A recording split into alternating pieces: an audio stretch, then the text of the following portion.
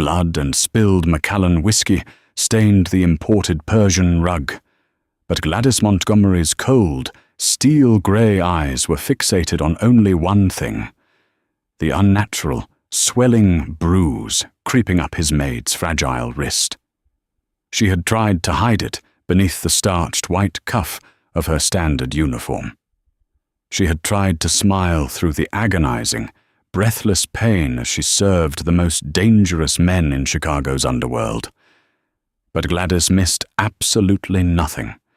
In his brutal world, a broken thing was usually meant to be discarded. But as Gladys watched her tremble, the ruthless syndicate boss made a silent, terrifying vow. By sunrise, someone was going to pay in blood. The Montgomery estate sat like a heavily guarded fortress amidst the sprawling, manicured affluence of Lake Forest, Illinois. Encompassing 20,000 square feet of limestone and imported Italian marble, it was a monument to the quiet, terrifying power of Gladys Montgomery. To the public, Gladys was the 32-year-old CEO of Montgomery Global Logistics, a titan of supply chain management whose freight trucks dominated the Midwest. To the men who gathered in windowless rooms beneath the city, he was the undisputed king of Chicago's underground, a man who had inherited a fracturing syndicate at 25 and unified it through a chilling, calculated ruthlessness. Within this fortress worked Finn Bennett. At 24, Finn was effectively a ghost in a mansion full of monsters. She was one of 12 live-in maids, hired not for her pedigree, but because her background check revealed a girl drowning in medical debt. Her younger sister, Lily, was fighting a rare autoimmune disease in a specialized ward at Northwestern Memorial Hospital. Gladys's hiring managers preyed on desperation. Desperate people didn't ask questions about the blood on the garage floor or the men with holstered Glocks who patrolled the perimeter. Tonight, however, Finn was struggling to remain a ghost. Every heartbeat sent a sickening throb down her left arm. Standing in the immense, stainless steel commercial kitchen, Finn bit down on her lower lip until she tasted copper. She awkwardly nudged a silver serving tray with her hip, trying to avoid using her left hand. Her wrist was heavily wrapped in a makeshift splint of rigid cardboard and athletic tape, completely concealed beneath the stiff, oversized sleeve of her white uniform. It wasn't a sprain. She knew it was broken. The sickening crack she had heard in the alleyway behind her Chicago apartment 3 hours earlier still echoed in her ears. "Bennett, stop dawdling," barked Chef Henry, a temperamental culinary genius whose past involved cooking for cartel bosses in Miami. "The duck confit needs to go out to the main dining room. The boss has guests, important ones." "Move." "Yes, chef," Finn whispered, her voice trembling slightly. She reached for the heavy silver platter with her right hand, attempting to stabilize it with the forearm of her left. A jolt of white-hot agony shot from her wrist up to her shoulder. Her vision swam, the bright, fluorescent lights of the kitchen blurring into a halo. She squeezed her eyes shut, took a ragged breath, and forced her body to obey. She had to. If she dropped the tray, she would be fired. If she was fired, Lily would be discharged from Northwestern within the week. The injury was the handiwork of Liam Gallagher. Liam wasn't just Finn's abusive ex-boyfriend. He was a mid-level debt collector on the Montgomery payroll. He was a low-level thug who worked the South Side gambling rings, a man who thought his proximity to the Montgomery syndicate made him untouchable. He had ambushed her during her rare afternoon off, demanding the cash she had just withdrawn for Lily's specialist copay. When Finn had fought back, refusing to hand over the envelope, Liam had twisted her arm behind her back with a sickening, casual violence, snapping the bone before taking the money anyway. "Tell them I did it, and I'll make sure your sister's life support gets unplugged," he had hissed, leaving her crying in the rain. Finn pushed through the heavy mahogany doors into the grand dining room, masking her agony behind a practiced, placid expression. The dining room was a cavern of wealth and intimidation. A vintage chandelier cascaded light over a long table where 4 men sat. At the head of the table sat Gladys Montgomery. He was a man carved from granite, dressed in a bespoke charcoal Tom Ford suit that cost more than Finn made in a year. His dark hair was meticulously styled, and his sharp, angular jawline was clenched in resting intensity. Beside him sat Arthur Hastings, his silver-haired consigliere, and 2 prominent union bosses who were currently sweating profusely under Gladys's unwavering gaze.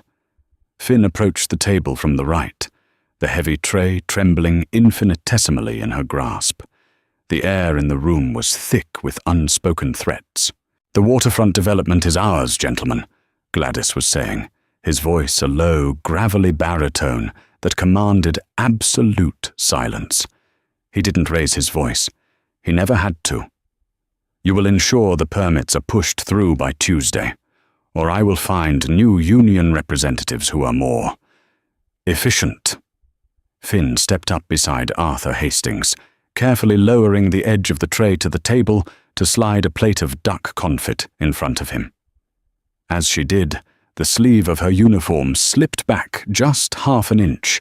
It was a fraction of a second, a mere glimpse. But Gladys Montgomery, a man whose survival depended on noticing the micro-expressions of his enemies, stopped speaking. His piercing grey eyes shifted from the union boss directly to Finn's left hand. Finn felt the sudden weight of his stare. It felt like a physical pressure against her skin. Panic flared in her chest. She hurriedly pulled her arm back, yanking the sleeve down, but the sudden, jerky movement sent a fresh wave of excruciating pain through her broken bone. A soft, barely audible gasp escaped her lips, and the heavy silver tray tilted. A single crystal water goblet tipped over, shattering against the edge of the table and spilling ice water across the pristine tablecloth. Silence descended on the room. It was the kind of heavy, suffocating silence that precedes an execution. The union bosses froze. Arthur Hastings sighed quietly. Finn stood frozen in terror, clutching her left arm against her stomach, her heart hammering against her ribs like a trapped bird. I am so sorry, Mr. Montgomery," she stammered, her voice breaking. "I will clean it immediately." "I'm sorry." She waited for the explosion. She waited for the cold dismissal that would end her sister's life. Gladys didn't look at the spilled water. He didn't look at the shattered baccarat crystal. He was staring intensely at the way Finn was cradling her left arm against her body, his eyes darkening to a shade of storm cloud grey. He noted the pale, clammy sheen of sweat on her forehead. He noted the slight tremor in her shoulders. "Leave it," Gladys commanded, his voice unnervingly quiet. Finn blinked, a tear slipping down her cheek. "Sir, I said leave it," Gladys repeated, slowly rising from his chair. He turned his attention to the 2 terrified union bosses. "Gentlemen, the dinner is concluded. Arthur will show you out. You have your instructions." "But, Mr. Montgomery, we haven't—" One of the men started to protest. Gladys merely looked at him. The man swallowed hard, nodded, and scrambled to his feet. Within seconds, the dining room was cleared of everyone except the billionaire syndicate boss and the terrified, trembling Maid. The heavy oak doors clicked shut, leaving Finn completely alone with the most feared man in the Midwest. The silence in the cavernous dining room was deafening, broken only by the ticking of a grandfather clock in the corner. Finn stood rigidly, her eyes glued to the toes of her practical black work shoes. Her left arm throbbed relentlessly, a burning ache that made her nauseous. She expected Gladys to summon his head of security, to have her physically thrown from the estate for her incompetence.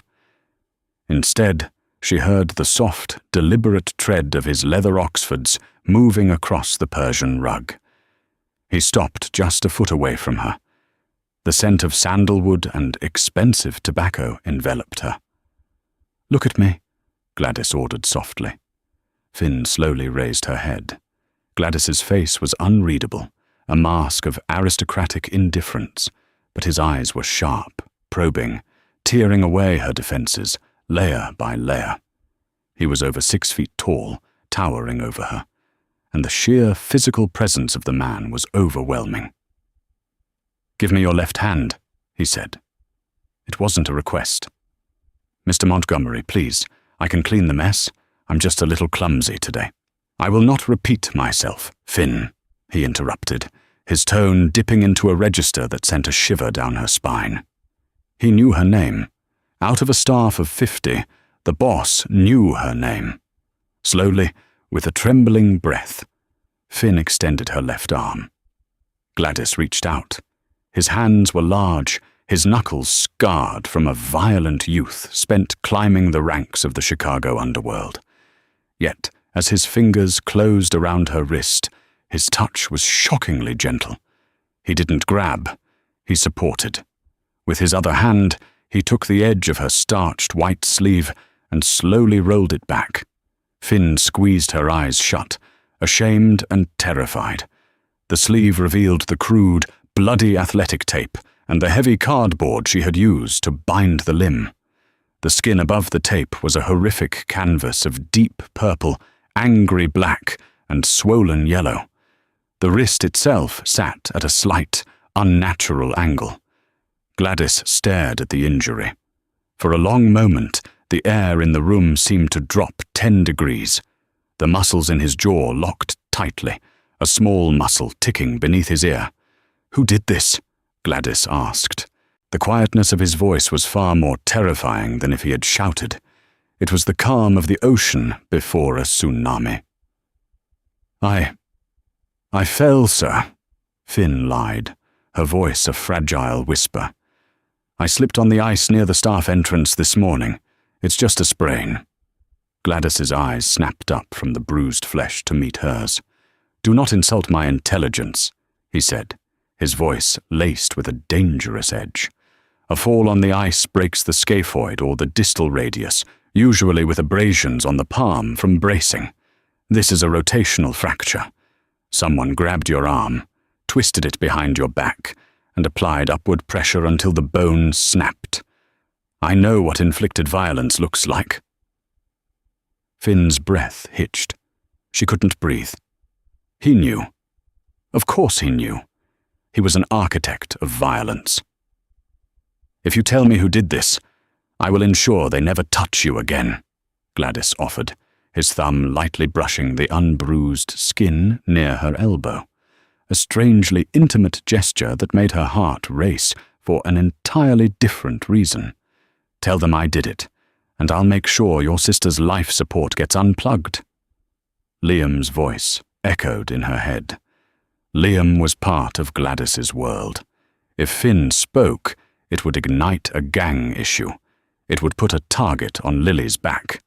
"I fell," Finn repeated, tears welling in her eyes, her voice cracking. "Please, Mr. Montgomery, I need this job. I have to pay for Northwestern. Please don't fire me." Gladys studied her face. He saw the sheer, unadulterated terror in her eyes. It wasn't fear of him. It was fear of something else. Someone else. A protective instinct, dormant and deeply buried beneath years of blood and business, flared violently to life in his chest. He hated that she was lying to him, but he hated even more that she felt she had to. He slowly released her arm, carefully guiding it back down to her side. "Go to the estate infirmary," Gladys commanded. "Dr. Aris is on call tonight. Tell him I sent you. He will cast it properly and prescribe you pain medication." "But the dinner service—" "The dinner is over. You are off duty until the cast comes off." "Mr. Montgomery, I won't get paid if I don't work, and You will receive your full wages, Finn, Gladys interrupted, turning his back to her and walking toward the grand window that overlooked the darkened, snow-covered lawns. Go, now, before I lose my temper. Finn didn't need to be told twice. She gave a clumsy, hasty bow and practically fled the dining room, clutching her broken arm, her mind spinning in a whirlwind of confusion and relief. The boss had spared her. But as the door clicked shut behind her, Gladys Montgomery pulled a sleek black smartphone from his pocket. He didn't look at the shattered glass on his floor. His eyes were fixed on the darkness outside, his reflection in the glass showcasing a man ready for war. He dialed a single number. It rang only once. "Yes, boss," came the gravelly voice of Victor Cross, the head of Montgomery Syndicate Security. "Victor," Gladys said, his voice cold and devoid of any humanity. "I want full CCTV coverage of the estate perimeter, the staff quarters, and the surrounding Chicago transit stations from the last 48 hours. Track the movements of Maid Finn Bennett. Looking for something specific, sir?" "I am looking for a dead man walking," Gladys replied. "Someone broke her wrist today. I want a name, a location, and I want him breathing when I see him." "Consider it done." Gladys hung up. He looked down at his own hands, hands that had taken lives to build an empire. He had never cared about the collateral damage of his world. Maids, drivers, staff, they were all replaceable cogs in his machine. But seeing the bruised, broken skin of the girl who quietly poured his coffee every morning had triggered something primal. The facade of the polished CEO was gone. The Mafia boss had awoken, and he demanded retribution. It took Victor Cross exactly 2 hours and 14 minutes to find the ghost in the machine. Gladys was seated in his private, soundproofed study on the 3rd floor of the estate. The room was bathed in the warm, amber glow of a solitary desk lamp, highlighting the dark oak paneling and the rows of leather-bound books. On the massive desk sat a laptop, its screen currently displaying a grainy, high-contrast security feed from an alleyway 3 blocks from Finn Bennett's registered city apartment. Victor Cross, a hulking brute of a man with a jagged scar running down his jawline, stood respectfully beside the desk. "The cameras near her apartment caught it, boss," Victor rumbled. "Happened at 2:15 p.m. today." Gladys pressed play. On the screen, Finn, dressed in a simple winter coat, was walking quickly down the alley, clutching a bank envelope to her chest. Suddenly, a figure stepped out from the shadows of a fire escape, blocking her path. The camera angle was high, but the aggressive posture of the man was unmistakable. Gladys watched, his face carved from stone, as the man backed Finn against the brick wall. There was a brief struggle for the envelope. Then, the man grabbed her left arm, twisted his body, and brutally wrenched her wrist backward. Even without audio, the sudden, violent jerk of Finn's body and the way she collapsed to her knees told the entire horrific story. The man snatched the dropped envelope from the snow, kicked a pile of trash over her weeping form, and walked away casually. Gladys paused the video on the man's face as he glanced up toward the street lamp. The silence in the study grew heavy, suffocating. The temperature seemed to plummet. Victor shifted uncomfortably, recognizing the dangerous stillness in his boss. It was the same stillness Gladys had exhibited right before he ordered the eradication of the Russian Bratva's leadership 3 years ago. "Liam Gallagher," Gladys whispered, the name tasting like ash on his tongue. "Yes, sir," Victor confirmed, pulling a dossier from his jacket. "He's a low-level collector. Works under Donny the Rat Fieri on the south side. Collects protection money, runs minor shakedowns. Been on our payroll for about 16 months. Seems he and the girl have history. Ex-boyfriend." Gladys slowly leaned back in his leather chair, his fingers steepled beneath his chin. A collector on his payroll. His own man. A piece of garbage wearing the Montgomery Syndicate's protection had dared to touch something, someone, under his roof. The audacity was staggering. The betrayal, even from a bottom feeder, was absolute. But it was the cruelty that made Gladys's blood boil. Gallagher had broken a woman's bone for a few $100. He had terrified her so deeply that she had stood in Gladys's dining room, trembling and lying to his face to protect the very man who had maimed her. "What are your orders, boss?" Victor asked quietly. "Do I send a crew to his apartment, put 2 in the back of his head, and leave him in the river?" Gladys closed his eyes. Killing Liam Gallagher in the dark would be easy. It would be quiet. But quiet wasn't what this situation required. Quiet wouldn't erase the terror in Finn's eyes. A simple execution wouldn't send the necessary message to the rest of the syndicate.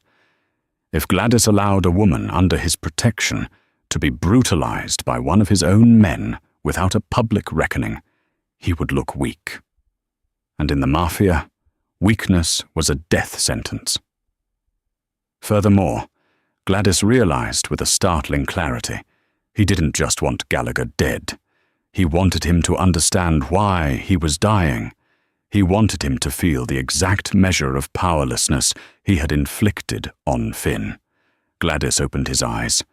The storm had settled into a cold, terrifying focus. "No," Gladys said softly. "No quick deaths." He leaned forward, his fingers dancing across the keyboard of the laptop, closing the security feed. He checked his Patek Philippe watch. It was 1:45 a.m. "Victor," Gladys instructed, his voice ringing with absolute authority. "I want Liam Gallagher found tonight. Drag him out of whatever gutter he's sleeping in. I don't care if you have to tear down the south side to find him, but do not damage him. I want him entirely intact." "Understood. And where should we bring him?" "Bring him to the main courtyard of the estate," Gladys commanded, "right by the front fountain." Victor blinked, a rare show of surprise breaking through his stoic demeanor. "The courtyard, sir? In the open? In the daylight?" "You heard me," Gladys said. "Next, contact Arthur Hastings. Tell him to cancel my morning meeting with the hedge fund managers. Then, I want you to issue a summon to every capo, every lieutenant, and every crew boss operating under the Montgomery name in the greater Chicago area. They are to assemble in the estate courtyard at 7 a.m. sharp." "A full assembly?" Victor asked, his voice tightening. A full assembly was only called for major power shifts or executions of traitors. "That's over 50 high-ranking men, boss. Make sure they are all there. If anyone is late, strip them of their territory." Gladys stood up, adjusting the cuffs of his shirt. "And Victor?" "Yes, boss. Ensure that the staff is awake and present as well. Everyone from the landscaping crew to the kitchen staff." Gladys paused, his grey eyes flashing with a dangerous protective fire. "Especially Finn Bennett." Victor nodded slowly, comprehending the gravity of the orders. The boss was going to make a public spectacle. He was going to use a low-level thug to remind the entire criminal underworld exactly who ruled Chicago. "It will be done by dawn, Mr. Montgomery," Victor said, turning on his heel and exiting the study. Left alone, Gladys walked over to the large bay window. Outside, the snow was falling heavily, blanketing the vast estate in pristine, innocent white. By morning, that white would be stained. He thought of Finn down in the infirmary. He pictured her pale face, the tears on her cheeks, the desperate way she had clung to her broken arm. He had built an empire on fear and violence, but for the first time in his life, he was going to use that violence for something else. He was going to use it to build a sanctuary for a girl who had none. Gladys poured himself a fresh glass of Macallan, taking a slow sip as he stared out into the freezing night. The trap was set. The machine was moving. Liam Gallagher's fate was sealed, and the entire hierarchy of the Chicago Mafia was about to witness a paradigm shift. The sun would rise in a few hours, and when it did, the morning was going to be biblical. At 6:30 a.m., the temperature in Lake Forest had plummeted to a bitter 9 degrees. The sky was a bruised, pre-dawn purple, heavy with the promise of more snow. Inside the Montgomery estate's expansive cobblestone courtyard, the silence of the morning was continuously shattered by the low, guttural growl of high-end engines. A fleet of black Cadillac Escalades and Mercedes-Benz S-Class sedans snaked through the towering wrought-iron gates. They parked in precise, militaristic lines along the perimeter of the circular driveway. The men who stepped out of these vehicles were the architects of Chicago's underworld. Capos wearing heavy cashmere overcoats, lieutenants with scar-tissued knuckles hidden inside leather gloves, and crew bosses smoking nervous cigarettes, all gathered in the freezing cold. There were 50 of them in total. They huddled in small, whispering groups, their breath pluming in the icy air. A summons at this hour meant blood. It meant someone had crossed Gladys Montgomery, and a public execution was imminent. But the confusion among the ranks was palpable. No one knew who the target was. Donny Fieri, the Southside capo, nervously adjusted the collar of his Brioni coat, his eyes darting toward the heavy oak front doors of the mansion. On the opposite side of the courtyard, a vastly different group was assembling. The estate staff, maids, cooks, groundskeepers and valets were being ushered out of the side entrances by Gladys's armed security team. They were directed to stand in a line facing the mobsters. The contrast was jarring. On one side stood ruthless, wealthy predators. On the other, terrified working-class civilians clutching their winter coats around their uniforms. Deep inside the estate's private infirmary, Finn Bennett woke up to a sterile white ceiling and a dull, throbbing ache. She blinked, disoriented. The memory of the dining room, of Gladys Montgomery's terrifyingly gentle touch, flooded back in a rush of adrenaline. She looked down. Her left arm, from the knuckles to just below the elbow, was encased in a stark white fiberglass cast. Dr. Aris, a stoic man with a graying beard who had extracted bullets from half the men currently standing in the courtyard, was packing his medical bag at the counter. "You're awake," Dr. Aris noted dryly, not looking up. "Clean break of the radius and a hairline fracture on the scaphoid bone. I gave you 80 milligrams of Toradol intravenously while you slept. It will manage the pain for the next few hours, but you need to be careful." "Thank you, Doctor," Finn whispered, her throat dry. She swung her legs over the edge of the cot. "What time is it?" "I need to get to the kitchens." "You are not going to the kitchens, Miss Bennett," a deep voice rumbled from the doorway. Finn gasped, clutching her right hand to her chest. Victor Cross stood in the threshold, his massive frame practically blocking out the hallway light. His face was devoid of expression. "Mr. Montgomery requires your presence outside," Victor stated, "immediately." Panic, cold and sharp, seized Finn's lungs. "Outside? But why? Am I being fired? I told him it was an accident, I swear." "I don't ask questions, Miss Bennett, and I strongly suggest you don't either," Victor interrupted, though his tone lacked its usual harshness. He tossed a heavy, fur-lined parka onto the cot beside her. "Put that on. It's freezing out there. I will escort you." Trembling, Finn awkwardly shoved her good arm into the sleeve of the oversized coat, draping the other side over her cast. Her legs felt like lead as she followed the head of security through the labyrinthine corridors of the mansion. Every step felt like a march to the gallows. She had lied to the boss. She had spilled water on a union boss. She was a liability. When Victor pushed open the heavy side doors leading to the courtyard, the freezing wind hit Finn like a physical blow.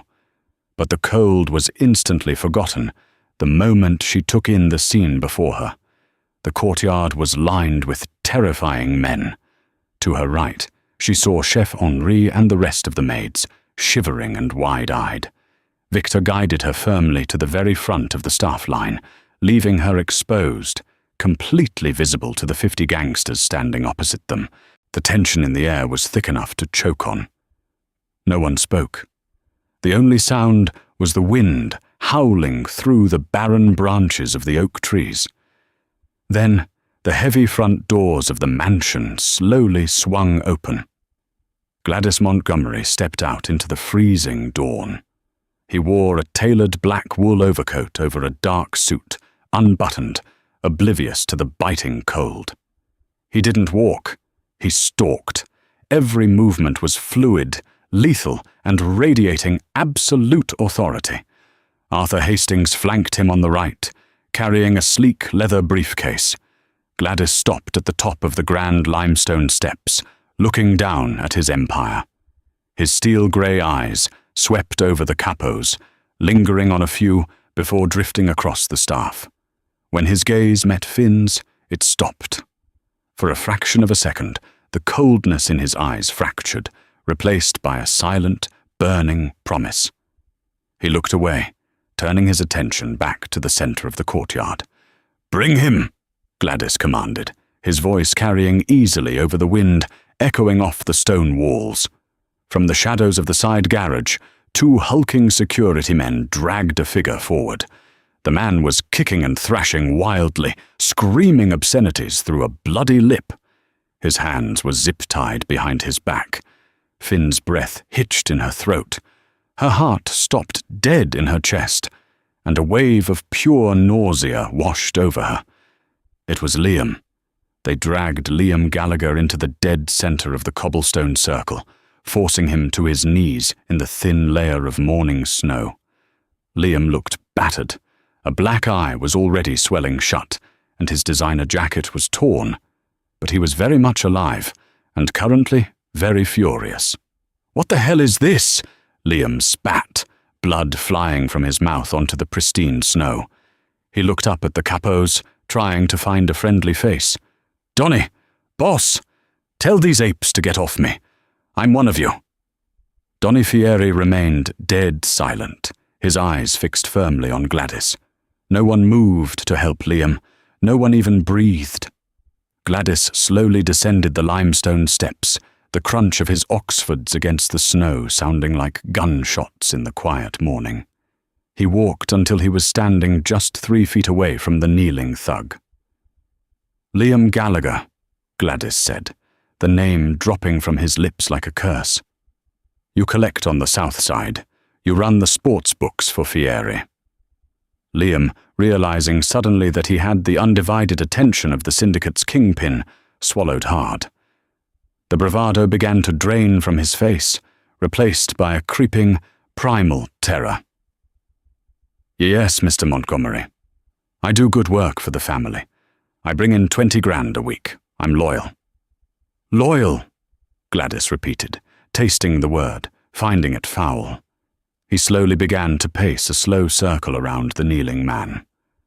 "The Montgomery Syndicate is built on a very simple foundation, gentlemen. Order, respect, and above all, the sanctity of our protection. If a business pays us, they are safe. If a person works for us, they are untouchable by the outside world." Gladys stopped pacing. He stood directly between Liam and the line of shivering estate staff. He pointed a leather-gloved finger toward the cooks, the drivers, and the maids. "These people," Gladys said, his voice rising, sharp and echoing with dangerous authority, "maintain my home. They feed us. They ensure our lives run seamlessly. They are under my personal roof, which means, by the laws of this syndicate, they are under my absolute, unwavering protection." Finn stood frozen, her heart hammering against her ribs. She pulled the fur-lined coat tighter around her, her eyes darting between Gladys and Liam. Gladys turned his back to the staff and stepped closer to Liam. "So, imagine my displeasure, Liam, when I discovered that one of my own men, a bottom-feeding collector wearing my family's name, decided to prey upon my household." A murmur rippled through the gathered capos. Breaking the boss's rules regarding the estate was a cardinal sin. Donny Fieri turned pale, realizing the liability kneeling in the snow was his subordinate. I don't know what you're talking about, boss," Liam stammered, his eyes darting frantically. "I never touched the house. I never took a dime from your businesses." "You didn't take from my business," Gladys corrected softly. He stepped aside, leaving a clear line of sight between Liam and the front of the staff line. "Look at her." Liam's head jerked up. His eyes scanned the row of terrified faces until they locked onto Finn. He saw the oversized coat. He saw the bulky white cast protruding from beneath it. The color entirely drained from Liam's face. "Finn?" he whispered, his voice cracking in disbelief. He looked back up at Gladys, a desperate, manic panic setting in. "Boss, wait, you don't understand. She's a nobody. She's just a maid. She owed me money. It was a domestic dispute, a misunderstanding. She's my ex-girlfriend. Silence," Gladys commanded. It was not a shout, but it possessed a weight that instantly shut Liam's mouth. Gladys crouched down until he was eye-level with the trembling thug. "You lay in wait for her," Gladys stated, reciting the facts with a chilling detachment.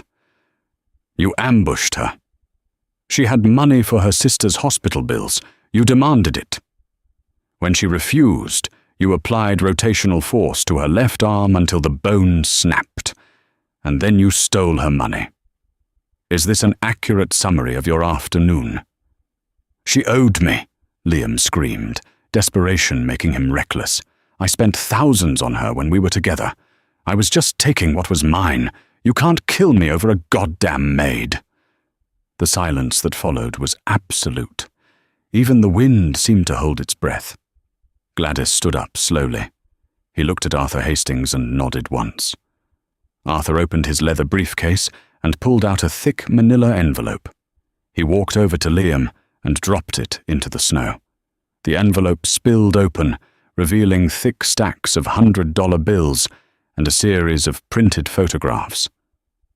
"We also pulled your bank records, Liam," Arthur said, his voice crisp and aristocratic.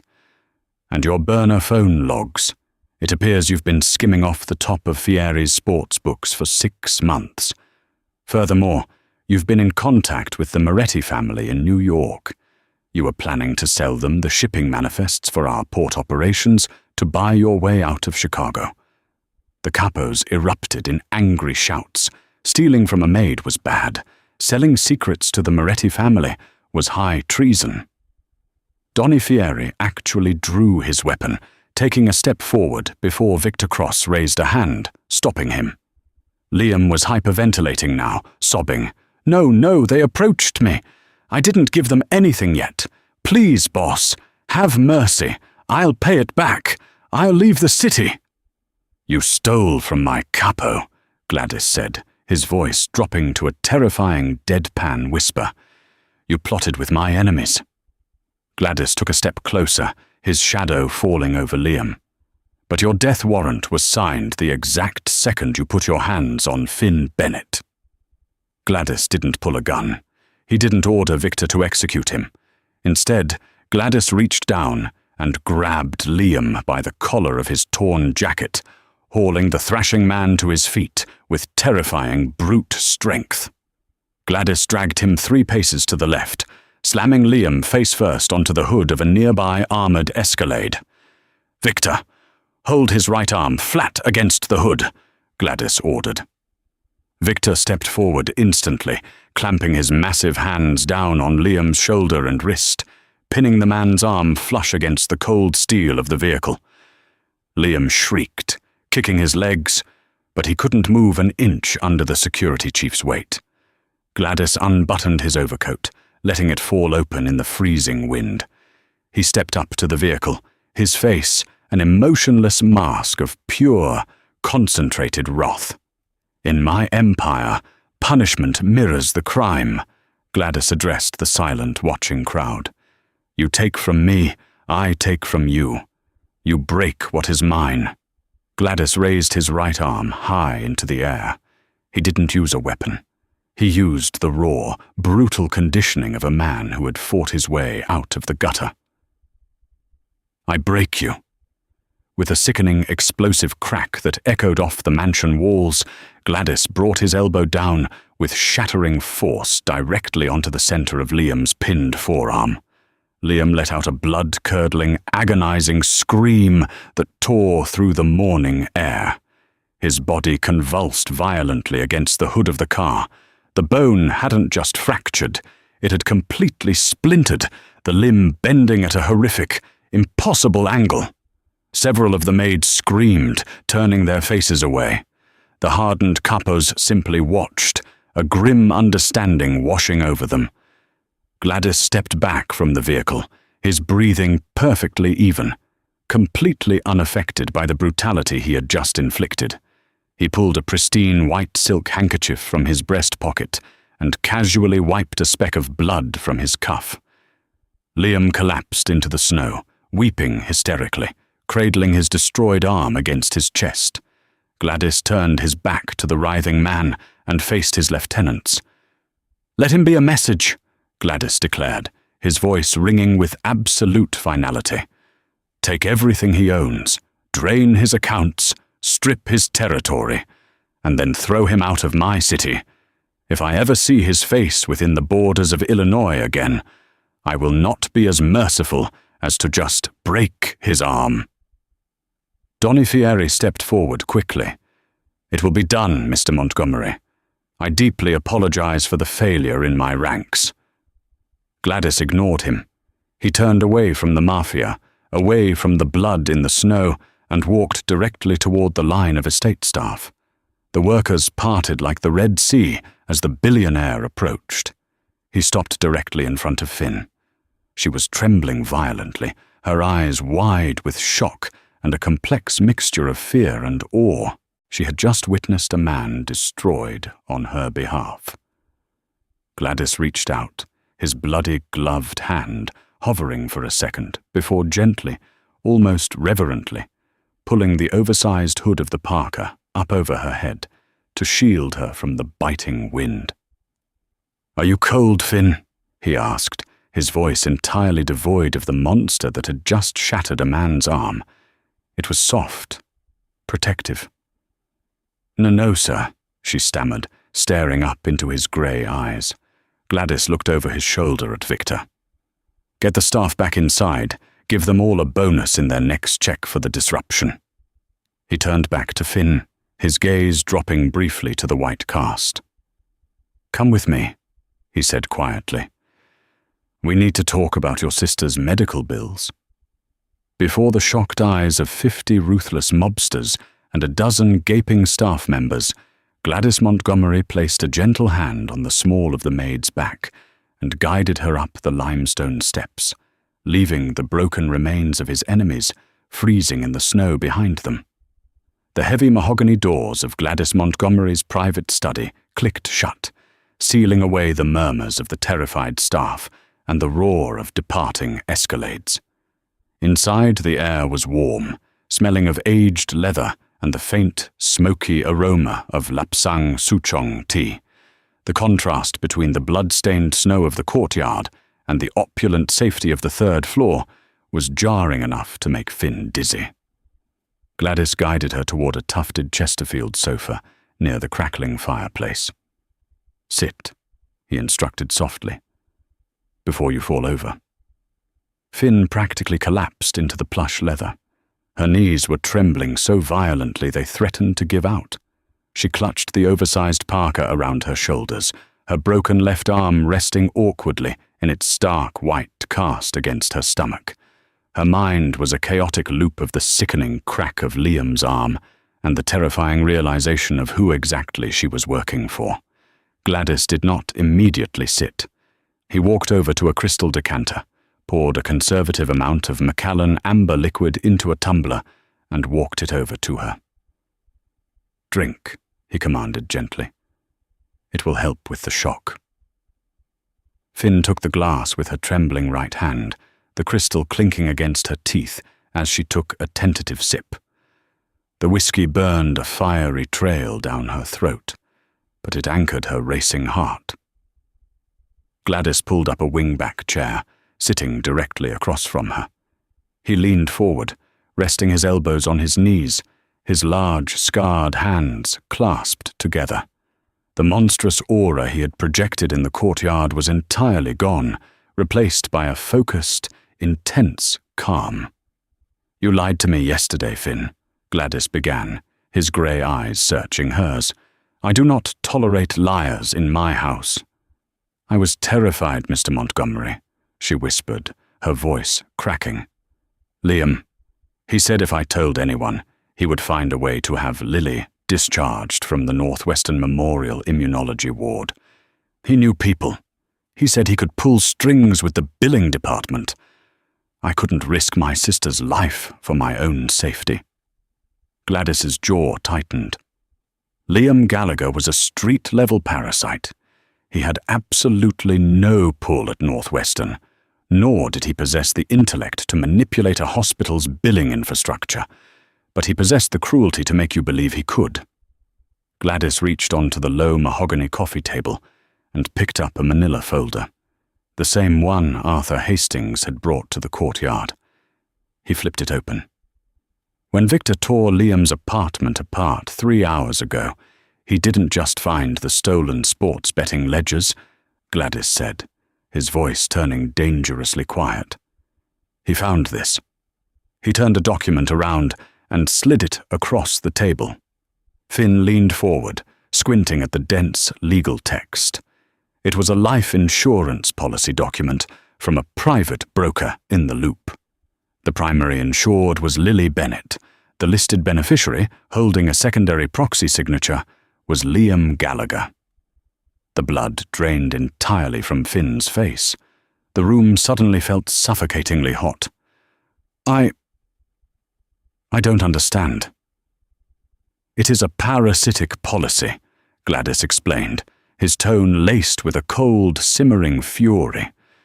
"Liam wasn't just stealing your co-pay money because he was greedy. He was intentionally trying to bankrupt you. He wanted Lily to be evicted from the Gulter Pavilion. If she succumbed to her condition because she missed her specialized treatments, he stood to collect $250,000. A strangled sob ripped from Finn's throat. The sheer, predatory evil of it was too much to process. Liam hadn't just been abusive, he had been actively orchestrating her younger sister's death for a payout. She dropped her head into her good hand, tears spilling hot and fast over her cheeks. "He was going to kill her," Finn wept, her shoulders shaking beneath the heavy coat. "He was going to let a 16-year-old girl die." Gladys moved before she could even register it. He abandoned his chair, crouching directly in front of the sofa. He reached out, his large hands gently grasping her trembling shoulders. "Look at me," Gladys demanded. When she didn't, he reached up, his thumb catching a tear as it fell down her cheek, gently tilting her chin up. "Look at me, Finn." She met his gaze. The storm clouds in his grey eyes had parted, revealing a fiercely protective, unyielding anchor. "Lily is safe," Gladys said with absolute certainty. "At 4 a.m. this morning, I had Arthur contact the chief of medicine at Northwestern. Your sister's outstanding medical debt has been completely eradicated. The proxy insurance policy has been legally voided. Furthermore, Lily has been moved to the VIP residential wing on the top floor of the Prentice Women's Hospital. She is currently under the direct care of Dr. Samuel Reynolds, the best immunologist in the state." Finn stopped breathing. She stared at the terrifying Mafia kingpin, her mind failing to comprehend the magnitude of his words. You paid her debt?" "Mr. Montgomery," That was nearly $80,000. "Finn," Gladys interrupted, his thumb lightly stroking her cheekbone, sending a jolt of electricity straight to her heart. "Money is a fiction I control. What I care about is loyalty. And last night you stood in my dining room with a fractured bone, enduring excruciating pain, and lied to my face entirely to protect your family. In my world, that kind of loyalty is rarer than gold." He slowly stood up, offering his right hand to her. "You are no longer a maid in this house," Gladys declared. "The uniform is gone. You will move out of the staff quarters this afternoon. Arthur has prepared the East Wing guest suite for you." "But what will I do?" Finn stammered, overwhelmed. "I can't just live here for free. I have to work." "You will work," Gladys agreed, a faint, genuine smile touching the corners of his mouth. "You will be my personal ward. You will oversee the charitable fronts of the Montgomery Syndicate. You will make sure no other young woman in this city is ever backed into an alleyway and forced to choose between her safety and her family's survival. But first, you are going to heal." Finn looked at his outstretched hand. It was the hand that had ordered executions, the hand that had shattered a man's arm just 20 minutes ago. But it was also the hand that had just saved her entire world. She reached out with her good hand and placed it in his. His grip was warm, strong, and entirely safe. 2 months later, spring had arrived in Chicago, melting the harsh ice and replacing it with the blooming cherry blossoms along the Lake Michigan shoreline. Inside the VIP suite at Northwestern Memorial, the atmosphere was equally bright. Finn sat on the edge of the plush hospital bed, laughing as her sister, Lily, enthusiastically dealt a hand of Uno cards. Lily's cheeks were flushed with a healthy pink, a stark contrast to the pale, fragile girl she had been 2 months prior. The new experimental treatments, entirely funded by Montgomery Global Logistics, were working miracles. Finn reached for a card with her left hand. The heavy white cast was gone, replaced by a sleek, black medical brace that allowed her full mobility. She wore a tailored, cream-colored cashmere sweater and designer trousers, a far cry from the starched, suffocating maid's uniform. The heavy oak door to the VIP suite opened. The 2 armed, suited men standing guard outside respectfully bowed their heads as Gladys Montgomery walked in. He was impeccably dressed in a navy Brioni suit, carrying a bouquet of rare blue orchids.